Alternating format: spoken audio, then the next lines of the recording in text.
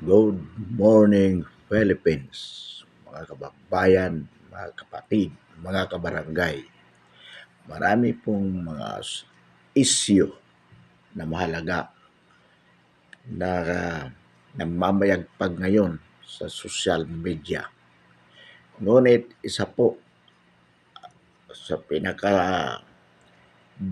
breaking news ngayon, mga kabarangay, mga kababayan, mga kapatid, ay ang pagbibitiw ng Vice Presidente bilang Secretary ng Department of Education at Vice Chair ng NTF-ELCAC. Ano po ba itong Department of Education? So ito po ang namamahala sa ating mga schools, elementary and high school. This is one of the biggest agency of the government. Mahalaga po sapagkat alam po naman natin na ito ang humuhubog sa ating mga kabataan towards a kind of citizens in the future.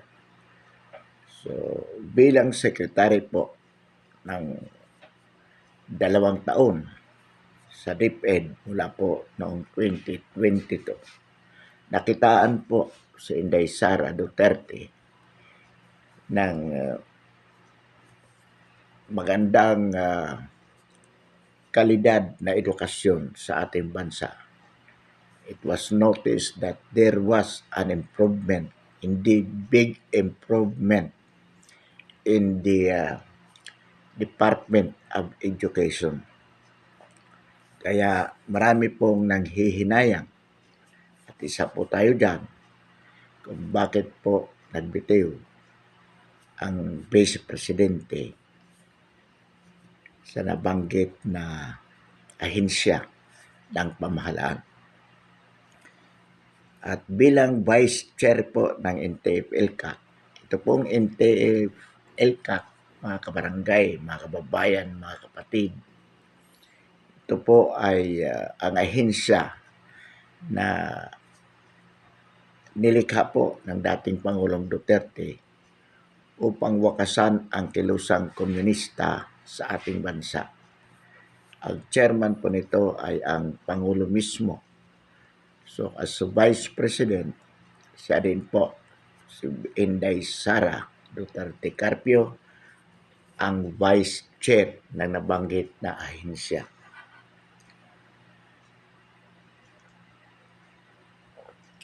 Sa speech po na binanggit ng dating o ng Vice Presidente sa kanyang pagbibitiw sa DepEd, sinabi po niya na ang kanyang pagbibitiw ay hindi nangangahulugan ng kahinaan. Mananatili po siya bilang ina ng mga guro at ng mga mag-aaral sa ating bansa sa elementary at high school. Well, that can be true, of course, because she remains as a vice president.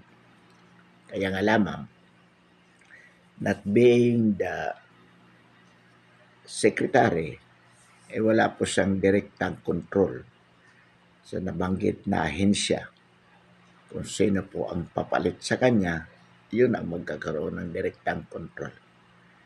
But as a vice president, ay magagawa pa rin naman siya po. Malaki din bilang pangalawang pangulo. Pero po, ano ba ang implikasyon ng pagbibitiw na ito? Bakit ito ay isang breaking news?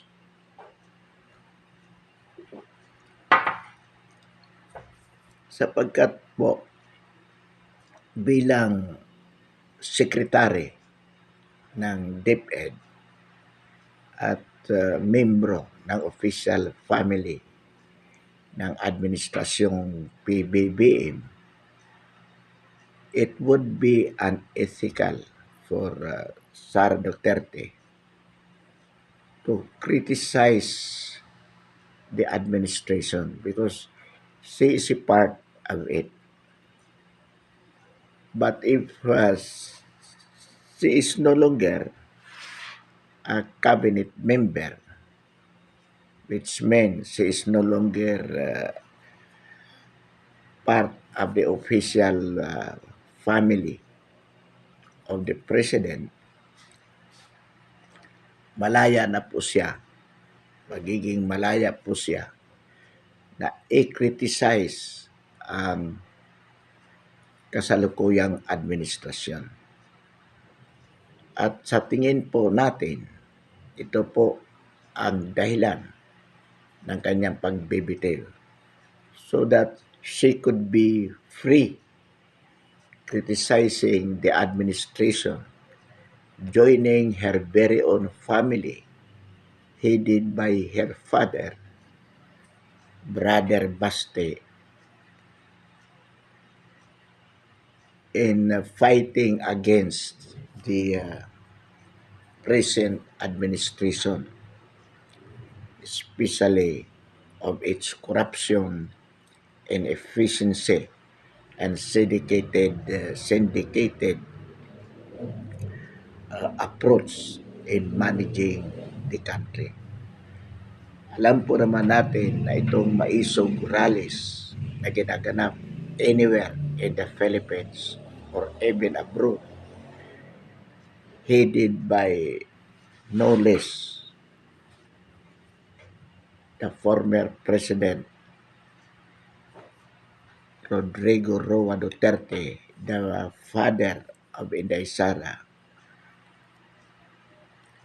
Ito pong mga rally nito is being held anywhere in the Philippines or are being held anywhere in the Philippines to raise awareness among the Filipino people domestically and abroad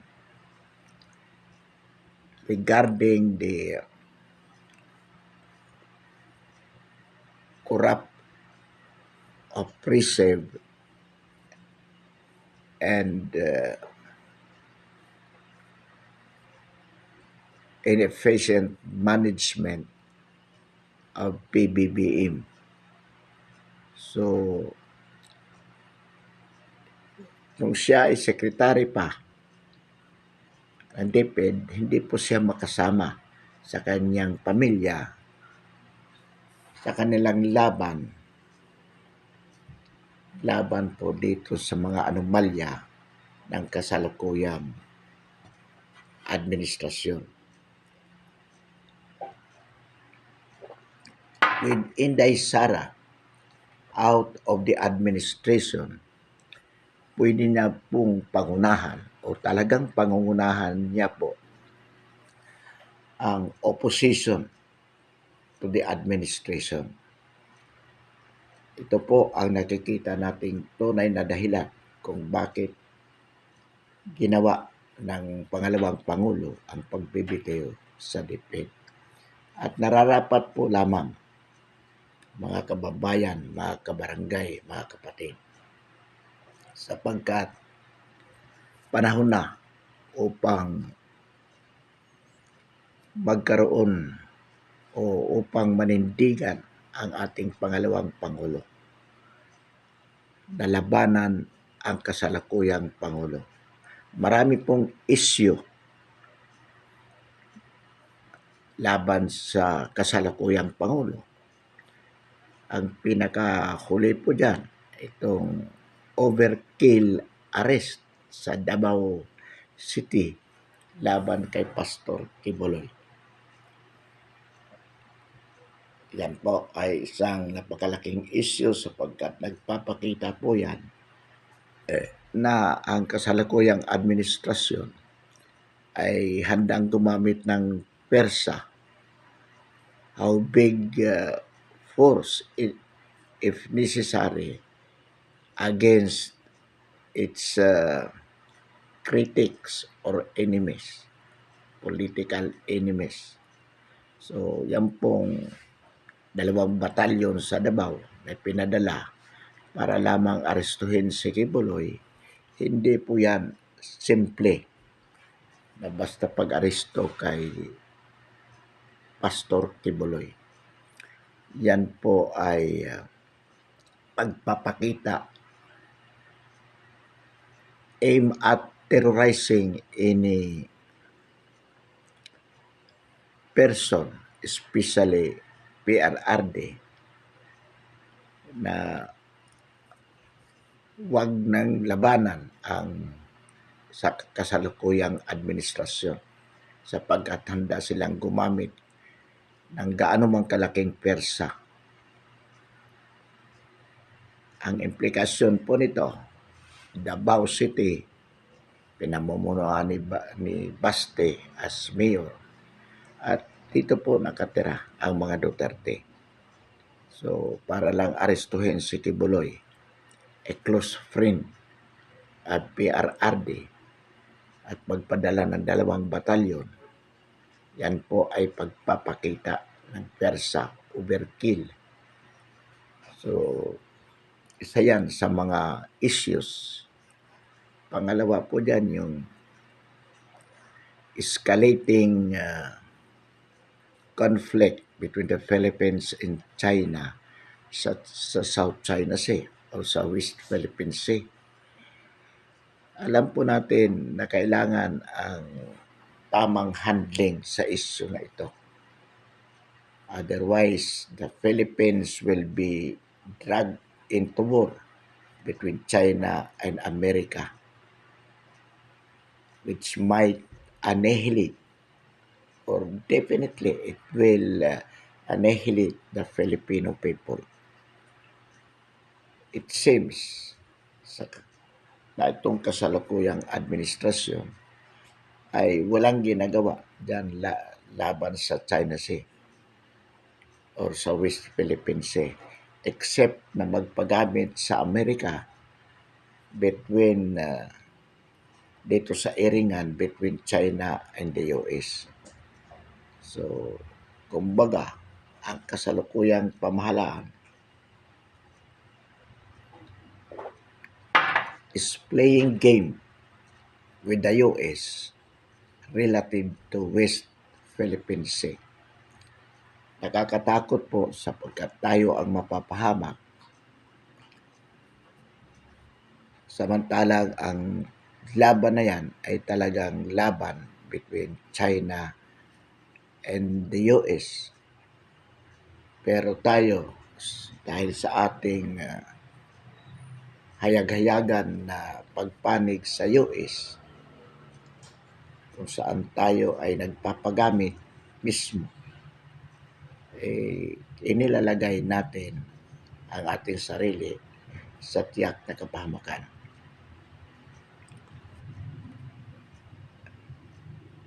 Ang West Philippine Sea issue, inuulit po natin, is not actually an issue of sovereignty insofar as the real issue is concerned, which is geopolitics between China and America. It is the issue of controlling Asia between the Chinese and the US, the Americans. At tayong maliliit na bansa ang naiipit dito. So, ibig po sabihin nito, kailangan matalino sa bahagi ng Pangulo ang kanyang paghawak sa issue na ito. It is more a diplomacy that we should engage into rather than military approach na kung saan iyan ang ginagawa ng US at China, military. So, kung hindi po mapapalitan ang ating Pangulo, most likely po, magkakaroon ng digmaan at tayo po ang biktima. So, with the new president, assuming Sara Duterte should replace the president, kung magkakaroon po ng people power, baka maiba po ang direksyon sapagkat napatunayan po ito noong panahon ni PRRD as President. Nagkaroon po ng paglalaylo sa aktibidades ng Chinese dyan po sa West Philippine Sea na kung saan ginagamit ito ng kasalukuyang Pangulo against the Duterte at sinasabing nagpagamit sa China ang dating Pangulo. Kaya para pin down the Duterte, nagkakaroon ng investigasyon sa lower house tungkol dito sa sinasabing gentleman agreement between the Chinese president and the PRRD, then President of the Philippines, sapagkat sinasabi ng kasalukuyang administrasyon na ito ay pagtataksil sa bahagi ng dating Pangulo. Well, of course, natural na sabihin nila yan. If it is the only way to pin down PRRD and Sara Duterte. Another issue po, mga kabarangay, mga kababayan, mga kapatid, ito pong sinasabing pagiging bangag ng pamilya Marcos na siyang nananatili sa Malacanang. So, imagine a country being headed by an addict president or addict family.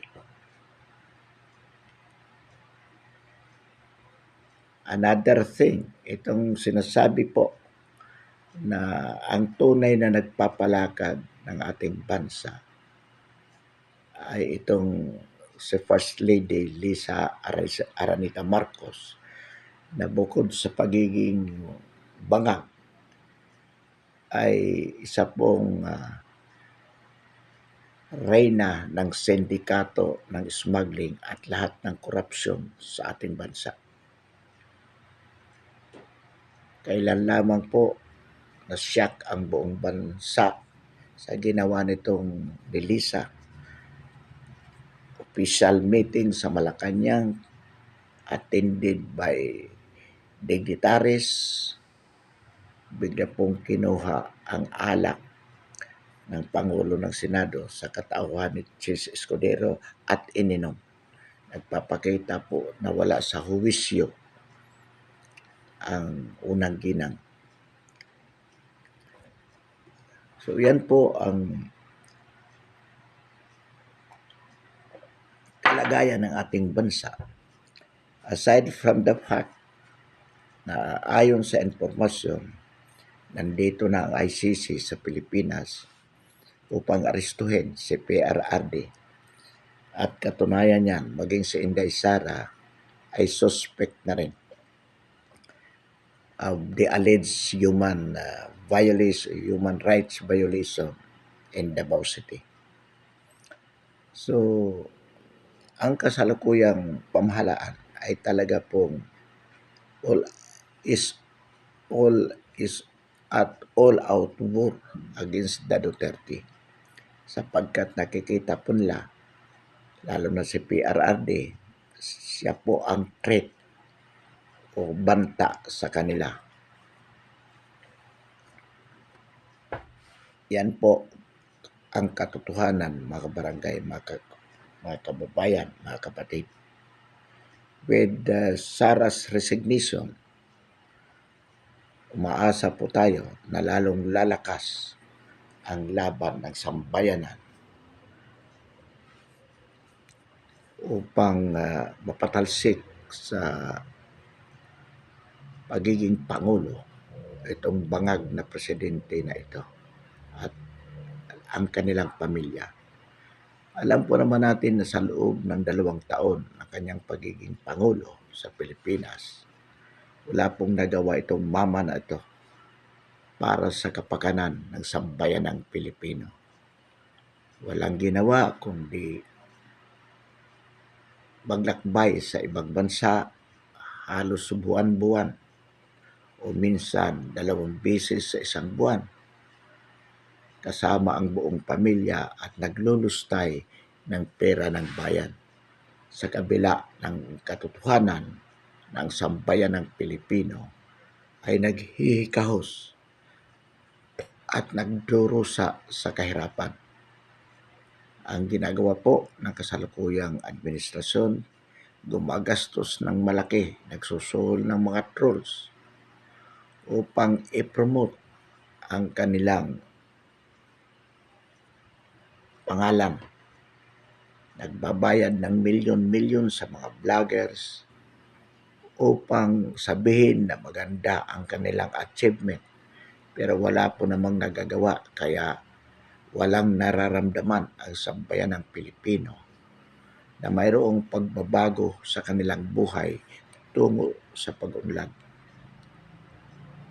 Katunayan, lalong naghihirap ang sambayan ng Pilipino. Ang bigas po, napakalaking bahagi sa buhay ng mga Pinoy. We are the largest rice consumer. Ang pangako ng ating Pangulo during the campaign period, 20 pesos per kilo ang bigas. Ngayon po, ang bigas, 60 pesos. Kung gusto mo ng mas masarap,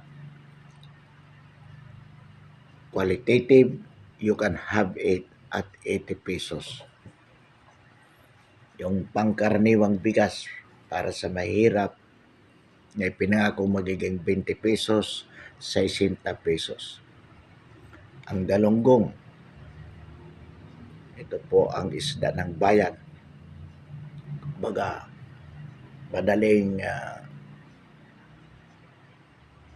ulamin sapagkat supposedly pinakamura. Maabot po ng 200 per kilo. Yung mga gulay, ganun po kataas ang presyo. Matataas sibuyas, 200, 300 per kilo. Bakit po? Sapagkat dulot po ito ng smuggling. Itong mafia, sindikato ni Lisa Araneta Marcos at ng kanyang pamilya na kung saan ang concentration ng kanilang pagsisindikato ay itong agricultural products. So, ibig po sabihin, talagang lumalala ang kalagayan ng ating bansa at ang tanging solusyon ay mapalitan ang Pangulo. But it cannot be done legally because under the Constitution, the incumbent president has up to 2028 term of office. So, kung yan po ay patatapusin, we still have to suffer more for more than 4 years. Ang masama po dyan kung pababayaan natin manatili sila for another 4 years, makakapagbuo ng malaking sindikato upang manatili sila forever sa Malacanang in terms of amending the Constitution where they could still be the head of the country. Yan po ang masama, mga kabarangay, mga kababayan, mga kapatid. Kaya, ginagawa po natin ito ay dapat po mapatalsik ang ating Pangulo. And time is running out. Kaya nga po itong pagbibitiw ni Inday Sara from the administration, ito ay prelude. Pasimula na po ito ng kanyang direktang paglaban sa kasalukuyang administrasyon upang pamunuan ang kilusang ito na labanan ang kabuktutan ng kasalukuyang pamahalaan. So, maganda pong development ito. Nakakalungkot nga po lamang sapagkat yung mga kakampi dati ng mga Duterte na nasa Senado ngayon na inaasahan po natin na ito ang maninindigan para sa bayan sa mga issues na ipinaglalaban ni PRRD ay mukhang nabili na po ng kasalukuyang administrasyon. Sa katauhan po ni Pato de la Rosa, ni Bongo mismo. Ito pong issue ni Bosongo na kung saan binanatan siya ni Baste at ang sabi ni Baste, manindigan ka, pre. Alam po, inseparable supposedly itong mga Duterte at si Go sapagkat matagal na tao ni PRRD si Bongo. Katunayan, kaya ito naging senador katulad ni Bato de la Rosa. Naging senador sila sapagkat ibinoto sila ng tao sa paniniwala that they could be by all means with the side of PRRD. Pero yung nangyayari po sa ngayon, wala silang pakialam publicly sa pinaglalaban ni PRRD. Bagkus sila ay nagpakita ng kanilang pagpanig sa kasalukuyang administrasyon. Ano po ang konkretong dahilan yan, mga kabarangay, mga kababayan, mga kapatid? Ninais ng Malacanang na si Chis Escudero ang maging Senate President upang tuluyang makontrol nila ang Senado. Lahat po ng mga senador, majority, pati yung mga senador na supposedly kakampi ni PRRD ay sumuporta po kay Escudero. Number 1 po yan. Pangalawa, kung hindi man direkta, nagpapakita po itong mga tao na to na wala silang pakialam sa pinaglalaban ni PRRD. Tahimik po sila. Minsan pumipitik-pitik na rin na hindi mo tama yung ginagawa ni PRRD na ang tingin nila ay parang panggugulo sa kasalukuyang administrasyon. Ano po ang dahilan kung bakit ganito ang paninindigan ng mga senador na ito? Kasama dyan sila Tolentino. Yung nanalo po noong 2019 na mga o noong 2022. Kahit noong 2019 sila Bongo. Tapos nasundan po ng 2022. Nanalo ang mga senador. Kaya nanalo po ito dahil sa paniniwala ng taong bayan na sila ay with the side of PRRD. Pero ngayon po, hayag-hayagan na sila ay pumanig sa administrasyon. What could have been the reason? Isa lang po yan, money. Pera po. Sapagkat siguro, ang iniisip ng mga taong ito, wala na sa PRRD sa pisto. And the only way to win in terms of financial capability, especially, is to join with the administration, the PBBM, na talaga namang gumagastos ng malaki para lang manatili sa kapangyarihan. So, ang ibig po sabihin yan, lahat po ng mga senador na sana ay majority na sa Senado at inaasahan natin na makikipagkaisa sa ipinaglalaban ng dating Pangulong PRRD, ngayon po ay kakampi na ng administrasyon. Nakakalungkot. Pero tingnan po natin kung dahil dito sa pagbibitiw ni Inday Sara para pangunahang direkta ang laban against the administration for a better governance. Tingnan po natin kung ang mga tao ito, itong mga senador na to, tulad ni Bato, na sabi nga natin naging buhangin na dahil sa Pedia Lake issue, at itong si Bongo, narinig natin ang kanyang pahayag. Ang sinabi lang niya sa reaction niya sa criticism against him by Baste Duterte, ang sabi lang niya, half of his life was spent with the PRRD. At inauna lang niya ang kapakanan ng sambayanan. Kaya hindi siya nakikialam sa kasalukuyang mga issues. Well, of course, para sa kanya magandang dahilan yon.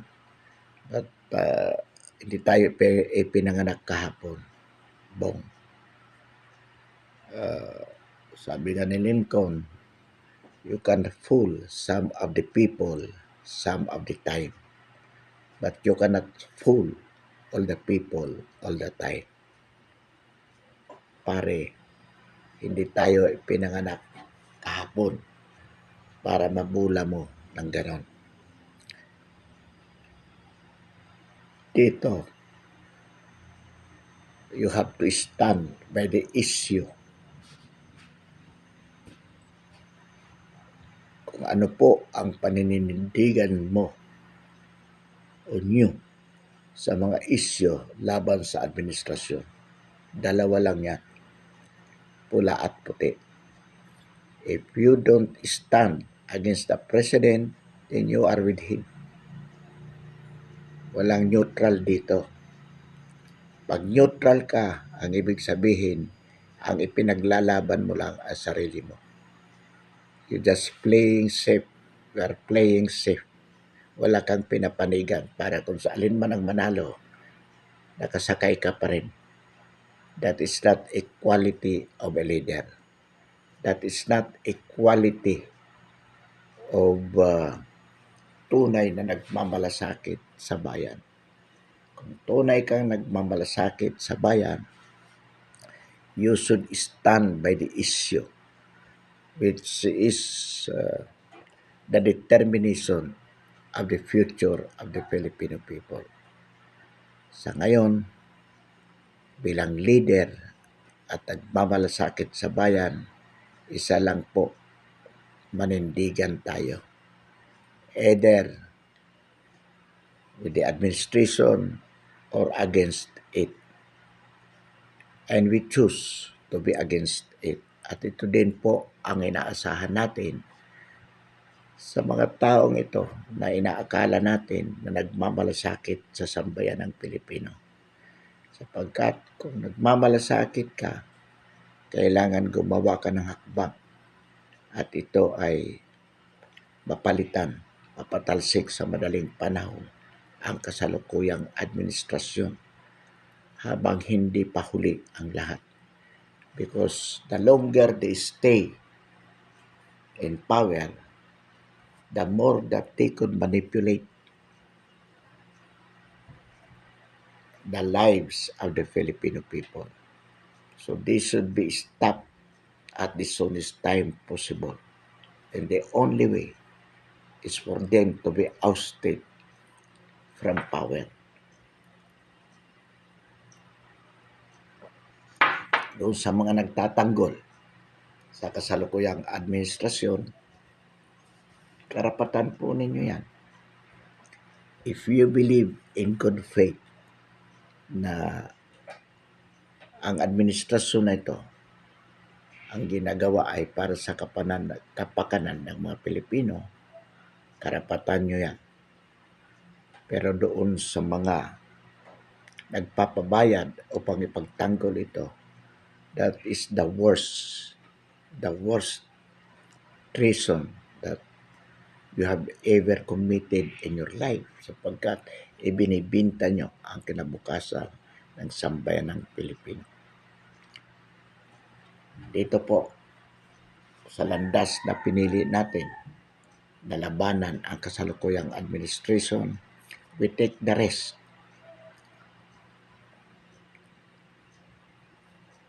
of being put to prison, being arrested or whatever. Pero ang mahalaga po, naninindigan tayo na ipaglaban kung ano ang ating pinaniniwalaang tama. At yan po, ang tama ay mapatalsik sa lalong madaling panahon ang kasalukuyang Pangulo at ipalit ang pangalawang Pangulo sa katauhan ni BP Inday Sara. At ang paulit-ulit po na sinasabi natin dito mga kabarangay, mga kababayan, mga kapatid, ang tamang panahon ng pag-aaklas laban sa administrasyong ito ay ang gagawing SONA ngayong July. I think it is 3rd Monday of July. So, 3rd or 4th Monday of July. So, yan po ang tamang panahon. Sapagkat hindi na natin dapat paabutin pa o pahabain pa ang paghihirap ng sambayan ng Pilipino. Pansamantala po mga kabarangay, mga kababayan, mga kapatid. Wakasan natin ang ating talakayan ngayong umaga. Muli, maraming salamat po.